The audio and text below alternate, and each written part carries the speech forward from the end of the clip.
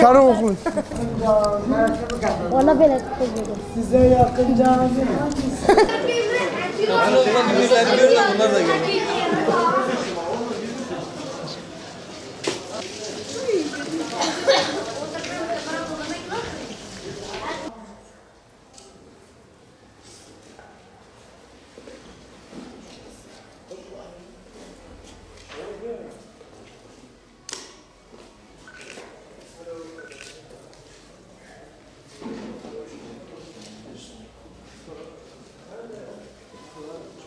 Teşekkür ederim Sikir. Aleyküm selam.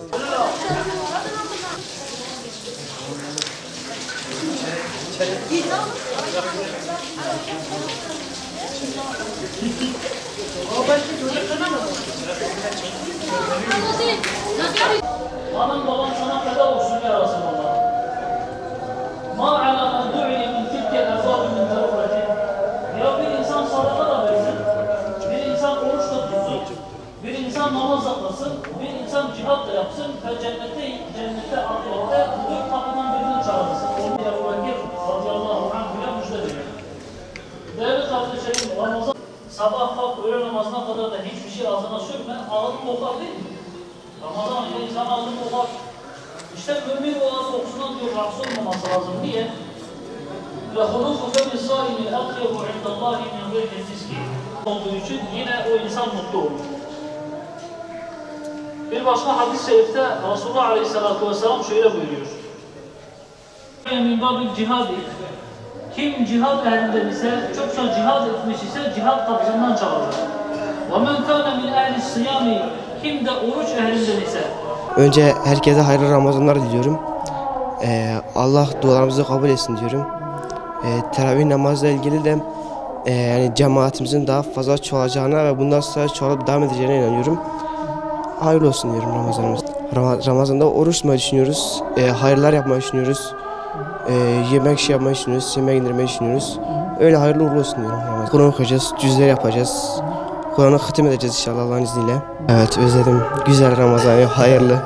Birlik, beraberlik, huzur istiyoruz başlıca. Bu arada çevremizde fakir fukara varsa yardım elini uzatalım. Temennimiz budur.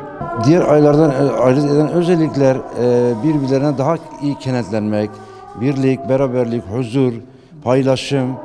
Bunlardır yani. Bunları yaparsak zaten hayat akışı da o şekilde de devam eder diye düşünüyorum. Zaten biz zaten camiye gidip geliyoruz. Namazımızı 5 vakit namazımızı kılıyoruz. Kılmayan insanlarımızı, kardeşlerimizi, çocuklarımızı da örnek teşkil etmek adına kendimizi de getirirsek daha iyi olur diye düşünüyorum. Günlük yaşantımızda yapılması gereken şeyler aslında, fakat Ramazan'da dediğiniz gibi bir fırsattır. Bu fırsatı önce kendi ailemizden, sonra çevremizden örnek teşkil edersek başarılı olacağımıza inanıyorum. Yarın için hiçbirimiz teminat yok. Teminatımız geleceğimize ne yapıyoruz? Geleceğimiz için ne yapıyoruz? Teminatımız o olmalıdır. Ramazan için geldim. Allah hayırlı olsun. İyi bir şifadır. Ramazan kimselerine geçmez. Hayırlı gelsin. Allah bizi, hepimizi, ümmet-i Muhammed'e muhafaza etsin. Bu şimdi iyidir. Şimdi eskiden iyidir. Gençlik insan diyor belki ölmez. Halbuki şimdi ölüm ayağının altındadır. Ölüm her zaman aklımızdadır. İlk teravih namazını kılacağız hayırlısıyla. Orucumuzu tutacağız bu ayı. Mübarek bir ay. Çok böyle heyecanlı oluyor bu ayda. Bir de çok güzel yani. İnsanların böyle baktığı zaman insanlar hepsi böyle neşeli, bolluk var. Çok güzel bir ay, inşallah bitiririz bu ayı yani. Çok bekliyorduk yani bu Ramazan ayları bilmiyorum, benim için çok farklı bir şey. Yani böyle Ramazan ayında bakıyorsun her yerde bolluk var. İnsanları böyle birbirine davet etmesi çok güzel, mevlid vermesi çok güzel, akşamları yemekleri falan sahurda bakıyorsun çeşitler çok, akşamları gene öyle. Yemekler böyle yani sofraya baktığı zaman bilmiyorum nasıl oluyorsa Allah'ın hikmetidir herhalde. Biliyorsunuz ki 11 ayın sultanı Ramazan ayıdır. Ramazan ayında biz Müslümanlar oruç tutarız. Her zaman olduğu gibi namazımızı kılarız. Ayrıca teravih namazlarını kılarız. Bu dini bir görevimizdir. Bunu yapacağız, yardımlaşacağız. Sabredeceğiz, sabrı öğreneceğiz. Yokluğu öğreneceğiz, yoksulluğu öğreneceğiz, yoksulların da derdini öğreneceğiz.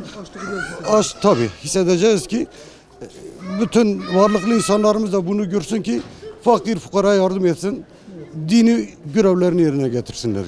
Tabii bugün teravihden önce teravih ile akşam namazı arasında zaten 2 rekat şükür namazını kıldık biz. Herkes kendi evinde ya da camide kılmıştır. İnşallah Yüce Allah bizi nice Ramazanlara uğraştırır. Allah dualarımızı kabul etsin, günahlarımızı affetsin inşallah. Allahu Ekber, Subhanallah, Elhamdülillah ve la ilahe illallah, Allahu Ekber, ve la havle ve la kuvvete illa billahil aliyyil azim. Allahümme salli ala Muhammed ve ala ali Muhammed.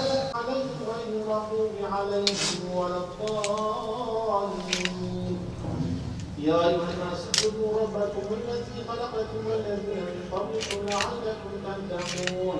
الله أكبر. سمع الله لمن حمده. الله أكبر. الله أكبر. الله أكبر. الله أكبر. الحمد لله رب العالمين.